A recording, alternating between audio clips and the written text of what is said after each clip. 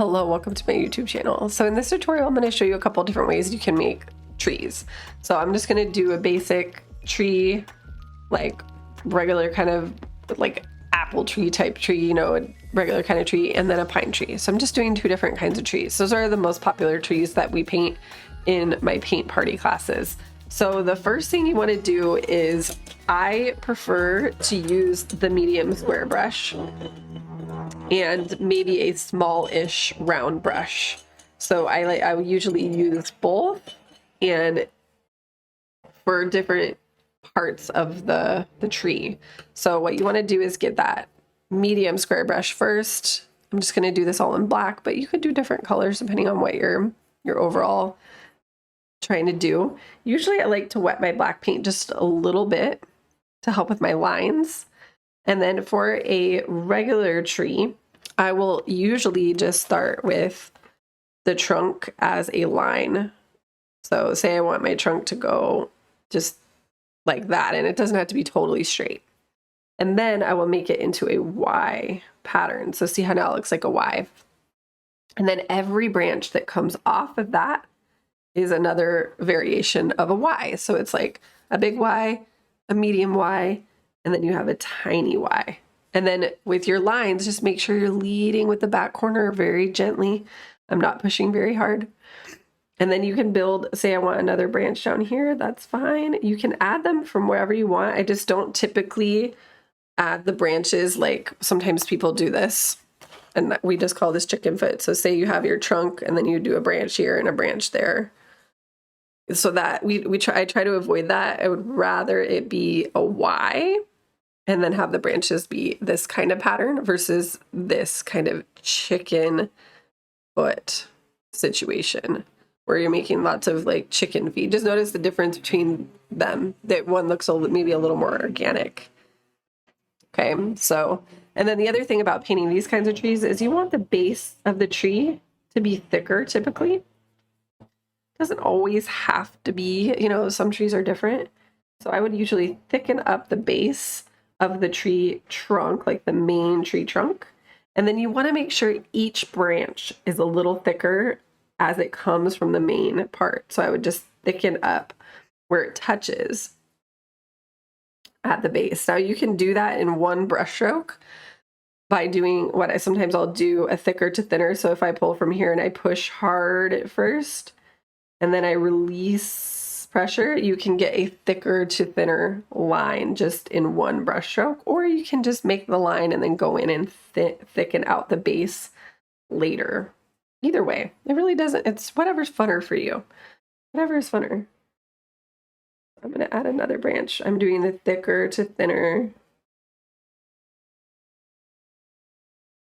So usually I just pull out, getting just as many branches as you want. They can crisscross over each other. You can pull that Y pattern out really small at the tips, or you can just keep it a little more basic. It's up to you.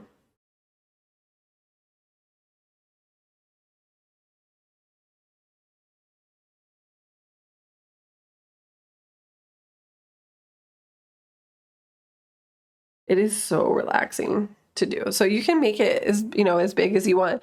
But that's the basic idea there. Thicker to thinner lines, Y-shaped pattern. You know, using the square brush is helpful, but if you want to use your round brush to get some different effects on your tree, I'm still just using that black paint. Maybe it's a little watered down. That way it helps it flow a little better. Roll the brush in the black paint. So I'm rolling it, like twisting it like this. And then you can go in and add some more branches, but maybe these ones are a little wigglier. So that's one of the things I like using the round brush for, is that you can get those little more like wiggly, gnarly branches that are harder to get with the square brush because it's just a little bit of a bigger surface area you're working with. But I do prefer using the square brush for the big long branches because it's just easier to get them in with that bigger brush. You won't run out of paint and you can make that fluid line without running out. But I do like to use the round brush for some finishing touches and to add some little, maybe like little winding branch effects, because doesn't that look kind of cool to just add a couple or just finish off the tips of those branches and give them some more character. This is what's so fun. And then obviously the leaves you could do with either brush. I'm just doing the branches and the base of the tree today, so I'm not going to go into the leaves. We're just doing the tree and the branch, but you can check out some of my other tutorials on that. Like I have like some cherry blossoms, you could do flowers, you could do different things. So there's so many fun things you can add once you add the base of your tree. Or this can be like a winter tree, and then you don't want to have leaves on it because it won't have leaves in the winter.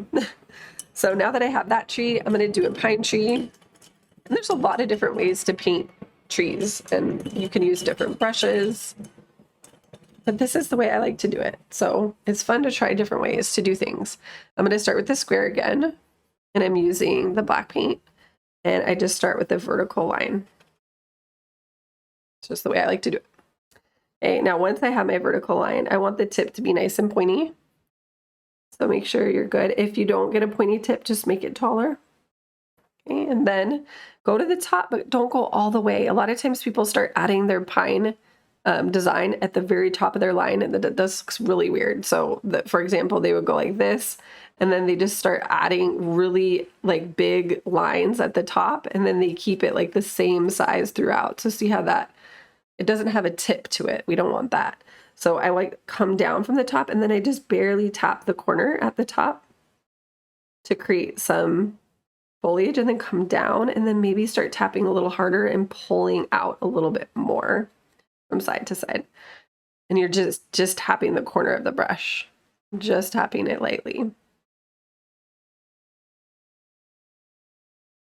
And maybe leave some gaps. And then as you get down, you're pulling it out a little bit more.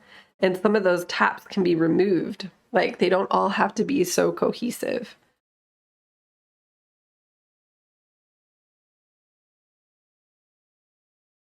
And there's different patterns you could do with this. Like you could have, I'm just kind of having go across, but they could go up, they can point down. I mean, there's so many different ways, but I'm just going with the most, in my opinion, the most simple way.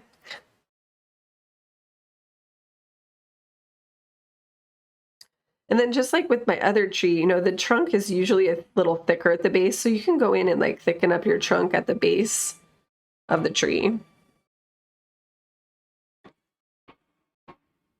And then just make sure that your tree branches are relatively wider, just bigger at the bottom, and relatively more narrow at the top. And you should still have a point of like a straight line at the top too.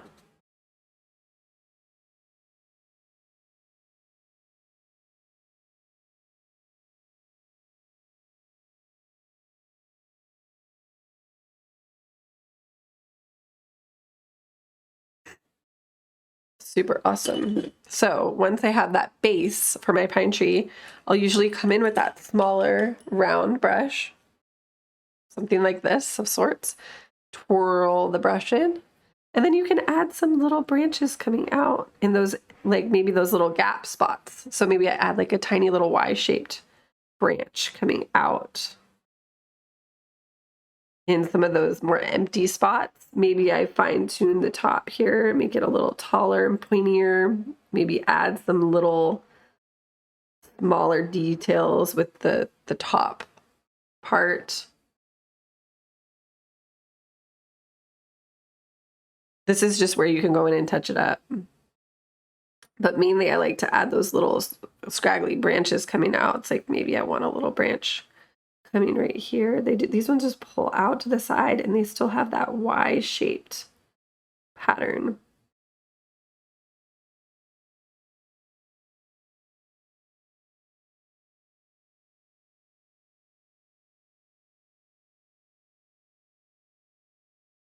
And then again, just maybe some little dabs or touch-ups.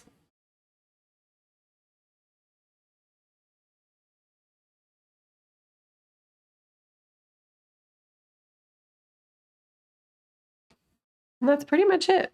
I'm happy with it. So now you have like a really cool pine tree. And notice how it's not like, it's narrow and then bigger, but it's not like crazy. It's not like my tree got like this wide. It's very subtle, that the way that you could do this. So there's that. And that's my pine tree. And I'm done. Now, there's obviously lots of other trees to paint, but I would say these two are the most popular kinds of trees. And I hope you learned a little bit. I hope you're practicing, just practice making the tree on its own. That way, when you go in to throw it into your landscape, you have some practice under your belt and you're not like feeling a lot of fear about adding it. So you might have worked really hard on your background and then you're going to go in and add this big tree on top.